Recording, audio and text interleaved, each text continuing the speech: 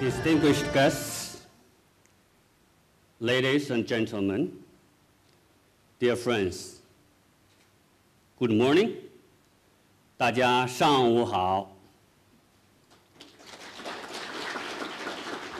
It gives me a great pleasure to join you in this beautiful season of Estonia at the 2015 Baltic-China Annual Business Conference and exchanges views with all of you on how to enhance the economic and trade cooperation between China and the Baltic countries. At the outset, I would like to thank the organizers for arranging this event. The theme of the conference is self-evident: when smart firms meet a huge market. With a population of over 1.3 billion, China is indeed a huge market. With a vision to expand business to one of the world's largest and the most dynamic markets, business leaders like you are certainly talented and smart. And I'm looking to all of you to express yourselves fully and contribute to your insightful views to the cooperation between China and the Baltic countries.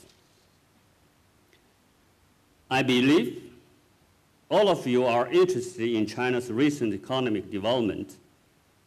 To enable business leaders and all guests here today to better understand China's economy, I wish to share some light on the prospects of our current economic performance. While the current world economic recovery process is still facing twists and turns, as a major economy in the world with over 30 years of high growth, China's economy has entered into what we called a new normal, a state of new normal. Facing this challenging environment, instead of adopting strong economic stimulus or easing monetary policy, the Chinese government has vigorously promoted reform and economic readjustment. By giving greater priority to quality and efficiency, and the development model is shifting from being driven by investment in production factors to being driven by innovation and consumption. As a result, we have maintained a steady economic performance in spite of facing downward pressure. China's economy still registered 7.4% last year. Since the beginning of this year, China's economy has also kept a stable development momentum. Figures released this April show that the growth of China's economy has slowed at only 7% in the first quarter of this year. And the average growth for this year will probably be the weakest in many years, which is anticipated at 7 around. Given the sheer size of China's economy, this speed of growth is still impressive, and the momentum it generates is larger than the double digits in previous year. Even a 7% growth rate will amount to an increment of $800 billion. As China becomes one of the engines of the world economy, 7% of growth anticipated this year for China would contribute 17% growth of the world economy in 2015. This is a clear demonstration of a great resilience and untapped potential for Chinese economy. To maintain steady and moderate growth, China will take numerous measures to push its economy to develop at a medium to high growth rate and toward a medium to high level. At present, China is accelerating the pace of economic structural upgrading. The focus of this effort is to encourage grassroots startups and innovation. The goal is to give the economy new vim and vigor by making innovation a new driver of the economy. Besides, China will also implement a new round of high-level opening up. In the coming 5 years, China will import more than 10 trillion US dollars of goods. Chinese investment abroad will exceed 500 billion US dollars, and more than 5 million outbound visits will be made by Chinese tourists. With all of this, the Chinese economy will surely continue to bring more opportunities to the world of trade, growth, and investment and cooperation development. And also, this opportunity will bring to the Baltic countries and the rest of the world. Ladies and gentlemen, a very frequently quoted phrase these days, which is also a hot topic, attracting world attention, is One Belt, One Road, short for Silk Road Economic Belt and the 21st Century Maritime Silk Road. This initiative was put forth by Chinese President Xi Jinping during his visits to Central Asia and Southeast Asia in September and October of 2013.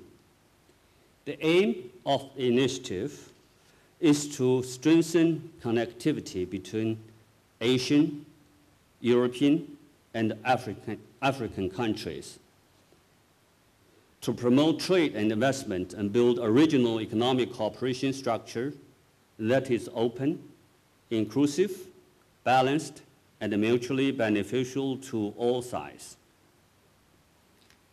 And the ultimate goal is to encourage growth and cooperation along the routes. The initiative covers more than 60 countries along the Euro-Asian landmass and has received positive response from many countries. With a view to sharing this vision and turning it into reality, not long ago, the Chinese government released a document called Vision and Action on Jointly Building Silk Road Economic Belt and 21st Century Maritime Silk Road. It outlines how countries can come together with China to build one belt, one road. This document identified 5 priority areas for cooperation. They are policy coordination, facility connection, trade liberalization, financial integration, and people-to-people communication. This initiative is China's idea, but everyone's opportunity. It is open and inclusive one, not China's solo performance, but a grand symphony of all countries along the routes, following the principle of wide consultation, joint contribution, and shared benefits. Thanks to the concerted efforts of relevant parties, substantive progress has been made in the establishment of the Asia Infrastructure Investment Bank, or AIIB. The Silk Road Fund has been launched, and constructions of a number of infrastructure connectivity projects are moving forward. One example is that China is working with Central and Eastern European countries on the possibility of a new land and maritime corridor linking the Hungary-Serbia high-speed railway to the port of Piraeus in Greece. Quite a few Asian and European countries are stepping up port, railway, and many other infrastructure development, and planning industrial parks, special zones, etc. These early harvests have pointed to the broad prospects the Belt and the Road Initiative will bring. Furthermore, there are many such projects in the pipeline and with good market prospects. I believe that as the initiative has been gradually carried out, the improved connectivity between Asia and Europe will enhance the economic and the trade exchange between China and the Baltic countries.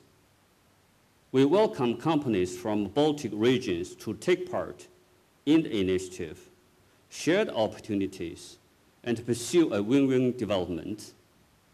I am also confident that with the support of their peoples and the business communities, and with joint efforts by people who, from all walks of life, the economic and the trade cooperation between China and the countries in the Baltic region will be further developed onto a new high, which will bring benefits to both sides. To conclude,